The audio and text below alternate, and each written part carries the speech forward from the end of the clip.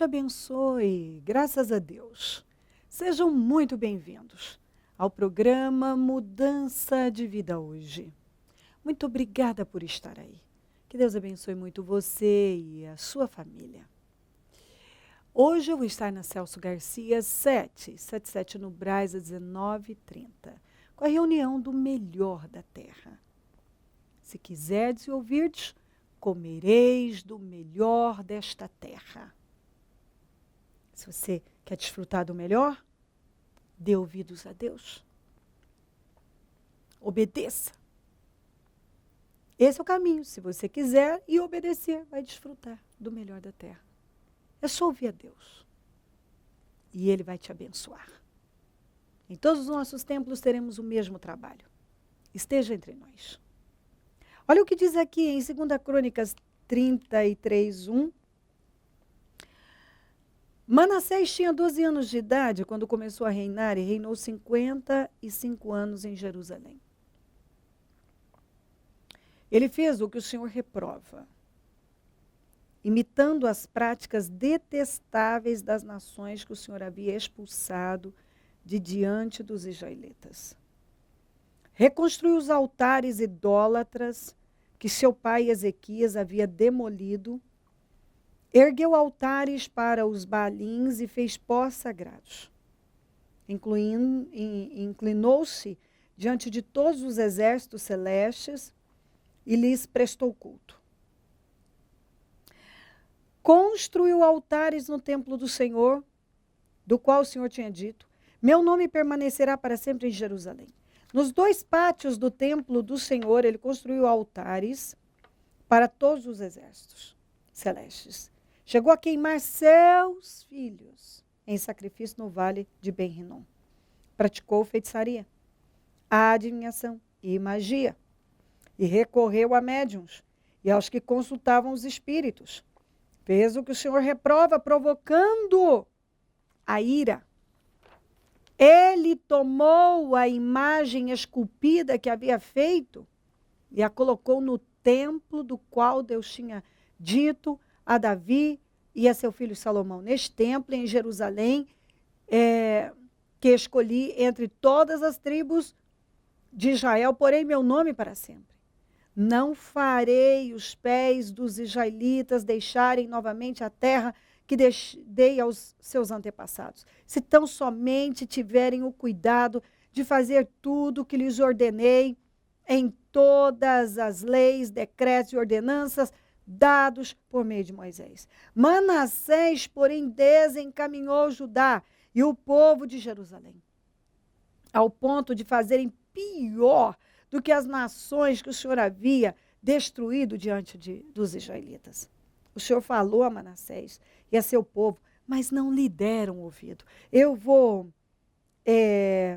repetir. O Senhor falou a Manassés e a seu povo, mas não lhe deram atenção. Por isso, o Senhor enviou contra eles os comandantes do exército do rei da Síria, os quais prenderam Manassés, colocaram-lhe um gancho no nariz e algemas de bronze e o levaram para a Babilônia. Em sua angústia, ele buscou o favor do Senhor, o seu Deus, e humilhou-se muito diante de Deus dos seus antepassados. Quando ele orou, o Senhor o ouviu e atendeu o seu pedido e o trouxe de volta a Jerusalém e a seu reino. E assim Manassés reconheceu que o Senhor é Deus. Depois disso, ele fez muita coisa. Ele reconstruiu e aumentou a altura do muro externo da cidade de Davi, a oeste da fonte de Giom, no vale até a entrada da porta do peixe, em torno da colina de Ofel. Também pôs comandantes militares em todas as cidades fortificadas de Judá. Manassés tirou do templo do Senhor os deuses estrangeiros e a imagem que havia colocado lá, bem como todos os altares idólatras que havia construído na colina do templo e em Jerusalém, e jogou-os fora da cidade. Depois restaurou o altar do Senhor e sobre ele ofereceu sacrifícios de comunhão e ofertas de gratidão, ordenando ao povo que servisse o Senhor dos Exércitos. Mas no final, o 17 diz uma coisa importante: O povo, contudo, continuou a sacrificar nos altares idólatras, mas somente ao Senhor, o seu Deus. É interessante, é uma leitura longa, mas eu creio que ela é muito importante, porque fala de um homem que teve um grande exemplo em casa, de fé, de trabalho para o reino de Deus. Manassés, ele sucedeu o pai dele, Ezequias. A Bíblia diz que nem antes nem depois houve um homem como Ezequias. Quem era o Deus do Manassés na teoria? Era o Deus de Israel. E o que o Manassés fez quando assumiu o poder? Ele fez o contrário do pai dele. Eu não sei se ele queria contradizer realmente tudo que o pai dele fez, se ele foi orientado por pessoas demoníacas. E eu sei que ele já tinha uma idade, mesmo que alguém diga, ele era muito jovem, mas ele foi criado por um homem que temia Deus e que restaurou o culto ao Senhor e que amava Deus e que defendeu os interesses de Deus. E o Manassés, conhecendo, sabendo, ele pendeu para a pior direção. Ele foi um idólatra, feiticeiro, se envolveu com magia, todo tipo de magia, ele trouxe corrupção para o país, ele desencaminhou o povo, ele chegou ao ponto de sacrificar os próprios filhos aos seus deuses, a deuses estranhos.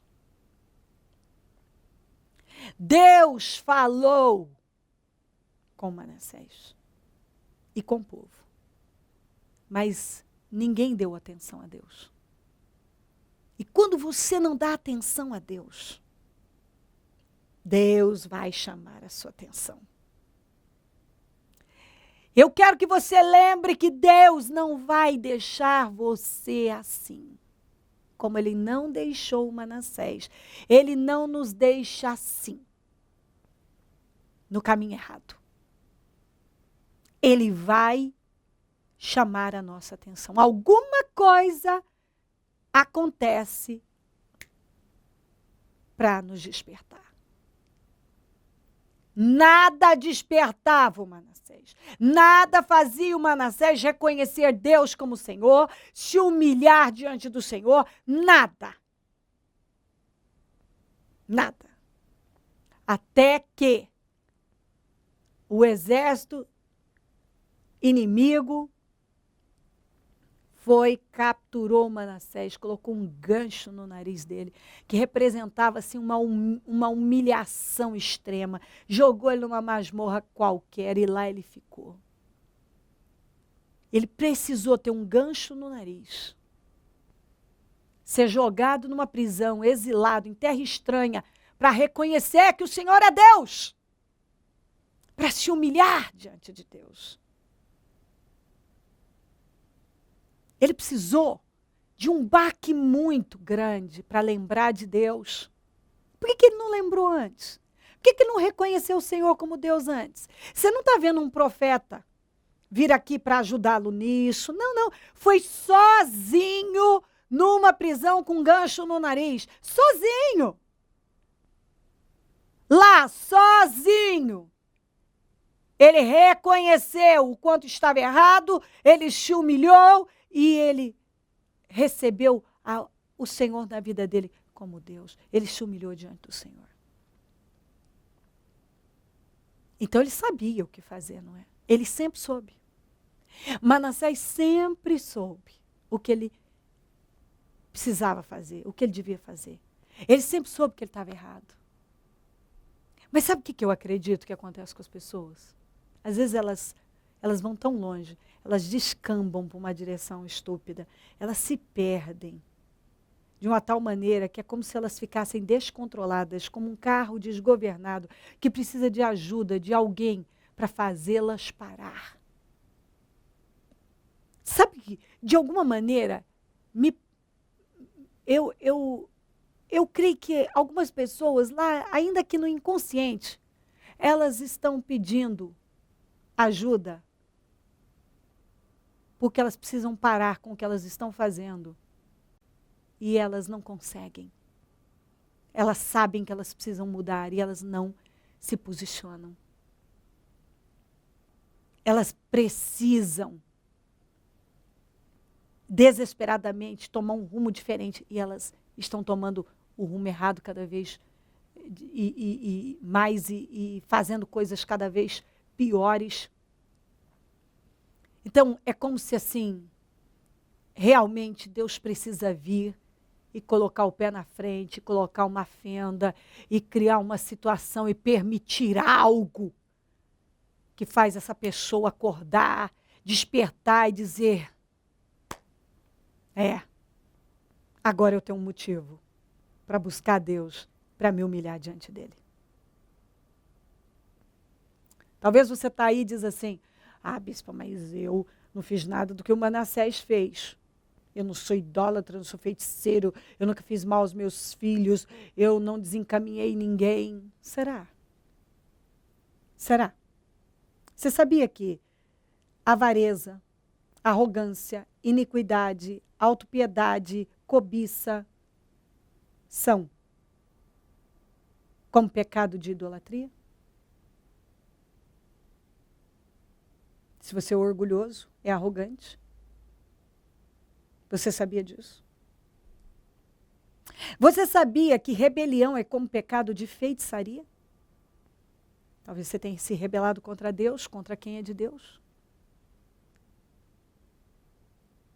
Você sabia que dependendo da sua conduta espiritual, você prejudica e muito os seus filhos?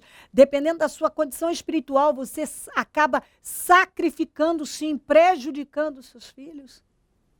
Porque a Bíblia diz, eis que coloca diante de ti o bem e o mal, a vida e a morte, a bênção e a maldição. Escolham a vida para que vocês e seus filhos vivam. Será que as suas escolhas erradas não tiveram poder sobre os seus filhos? Não afetaram os seus filhos, não? Talvez sim. Talvez você olha hoje para os seus filhos e eles são privados de muitas coisas em função das escolhas que você fez.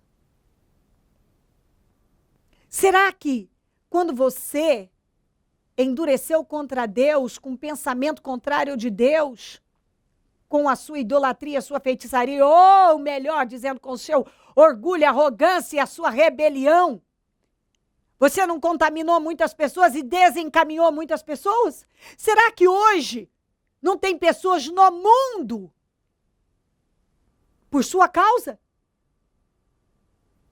Pessoas distantes de Deus por sua causa? Porque foram contaminadas, infectadas pelo seu ódio, talvez? Ou por suas fofocas? Por suas invenções, eu não sei. O seu mau exemplo pode desencaminhar uma pessoa?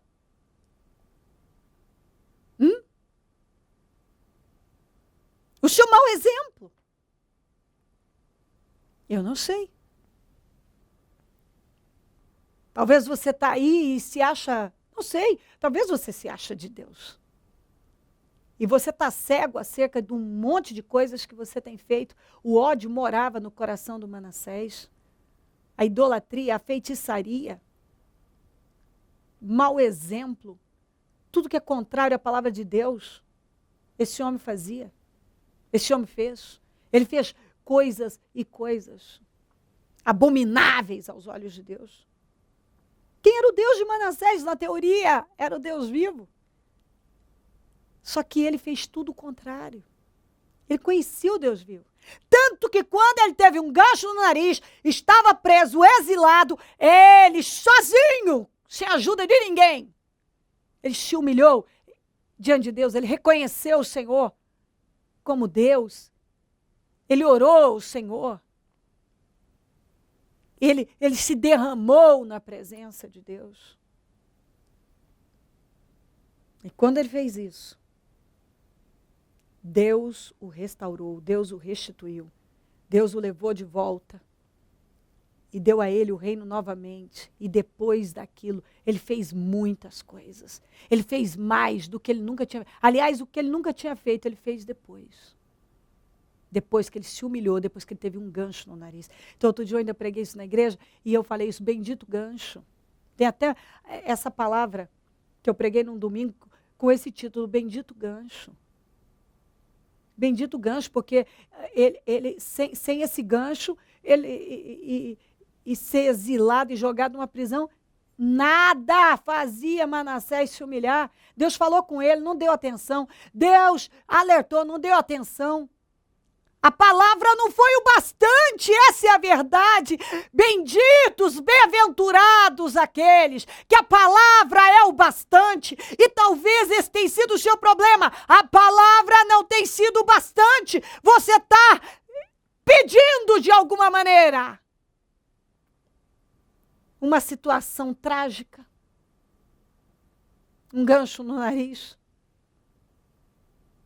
Ou seja, uma situação de humilhação, de desespero, algo talvez irreversível. Porque a palavra não foi o bastante para o Manassés. E talvez a palavra não tenha sido o bastante para você. Talvez a palavra não tenha sido o bastante para você. Deus já falou, falou de novo, falou outra vez, Deus tem falado, mas a palavra não tem sido o bastante. De alguma forma, você está dando a leitura que se faz, talvez que Deus está fazendo, algo mais forte precisa acontecer. Porque talvez você não tenha se voltado para Deus, não tenha se humilhado. E eu falei esses dias todos, o humilde recebe ajuda, o humilde recebe favor e graça. Recebe vitória. Mas o arrogante, está escrito. Deus resiste, Deus se opõe, Deus frustra, Deus derrota. E no final, ele fez muita coisa, mas tem uma coisa que ele não conseguiu reverter. Ele mandou o povo passar a adorar a Deus, ele tirou toda aquela idolatria, feitiçaria, tudo aquilo, ele restaurou, ele fez o que tinha que fazer. Ele sim, ele mudou, ele foi muito ruim, mas onde abundou o pecado, superabundou a graça de Deus, ele mudou mesmo. Aquela situação mudou a vida dele. Ele ficou irreconhecível. Mas ele já havia desencaminhado e corrompido demais as mentes. E ele não conseguiu fazer todo mundo voltar a adorar o Senhor como era certo adorar, como é certo adorar. O povo adorava o Senhor, mas em altares idólatras. Então isso significa que havia ainda na vida daquele povo uma mistura que ele não conseguiu, quer dizer, certamente, ele muitas vezes viu o preço, que preço alto, né? Tantas pessoas fazendo o que é errado diante de Deus, e aquilo aconteceu por culpa dele. Foi ele que causou. Então, às vezes, fica aquela consequência, né? Você olha e vê, meu Deus, foi eu que causei isso aqui. Eu causei isso aqui. Porque tem sequelas. Com certeza tem. Passos errados, a gente, no final, sempre vai olhar lá e ver alguma coisa que não precisava, né? Não precisava ter sido daquele jeito. Eu creio que Deus está falando algo aqui. Se humilha diante de Deus. Eu vou fechar lembrando você disso. A palavra não foi o suficiente para Manassés. Ele precisou se encontrar numa situação de desespero, de morte, de angústia de morte, para ele poder se humilhar diante de Deus. Não tem que ser assim, mas no caso do Manassés precisou ser assim. E essa é uma mensagem. Deus está falando algo com você. Talvez a palavra não tenha sido bastante. Não espere algo tão terrível acontecer para te levar a reconhecer a vontade de Deus, reconhecer Deus na sua vida, fazer o que Deus espera de você. Que a palavra de Deus seja o bastante para você. Se humilha diante dele. Porque o humilde recebe ajuda. Quando ele se humilhou, ele recebeu ajuda. Ele foi restaurado. Mas enquanto ele foi arrogante, ele só se frustrou. Deus frustra o orgulhoso. Se crer e desejar, quiser orar comigo, prepara algo que queira que receba oração. Eu volto já para nós orarmos.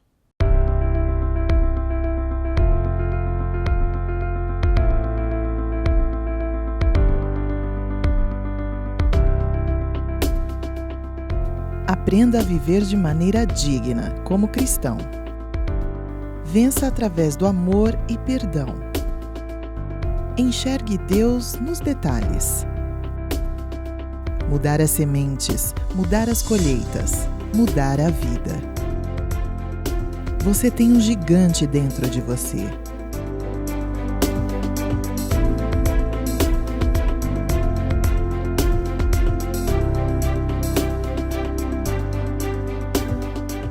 Adquira os livros da Bispa Cleo pelo telefone 0 operadora 11 3296 9449.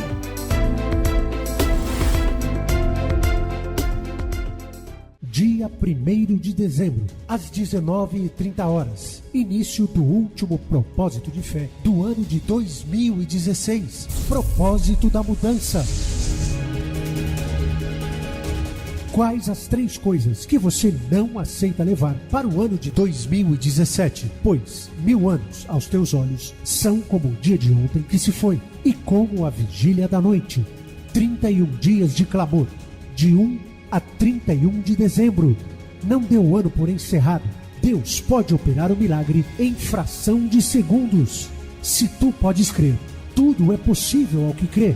Se crer, tudo vai mudar. E em nome de Jesus, você finalizará o ano de 2016 como o melhor ano da sua vida até então. Lute. Propósito da mudança.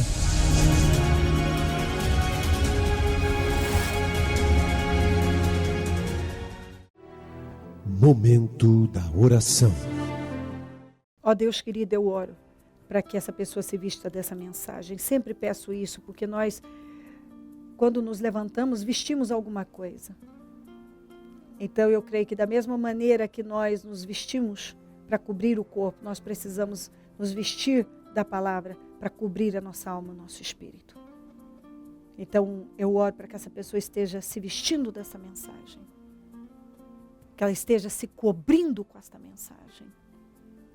E que ela esteja ouvindo o Senhor e se posicionando. Abençoa lares e famílias.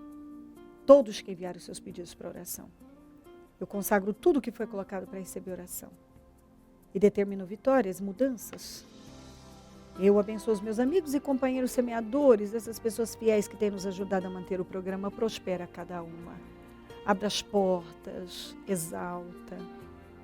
Eu peço prosperidade para os nossos companheiros semeadores. Desperta mais semeadores, porque quando uma pessoa planta, ela colhe. E quem tem plantado aqui tem sido abençoado. Onde esse programa estiver chegando, que vidas estejam sendo abençoadas com o entendimento desta palavra. Que a palavra do Senhor seja o bastante para ela. Obrigada, Deus. Amém. Amém, amém. Graças a Deus, amém. O número do Disque Vida é 0 operadora 11 3296 9449. Celso Garcia 777 no Brás é onde eu fico. E onde vou estar às 19h30 com a reunião do Melhor da Terra. Em todos os nossos templos teremos o mesmo trabalho. Conte conosco do Ministério Mudança de Vida. Se o Senhor Jesus não voltar, eu vou continuar aqui, falando de vida e mudança de vida. Bom dia, amém.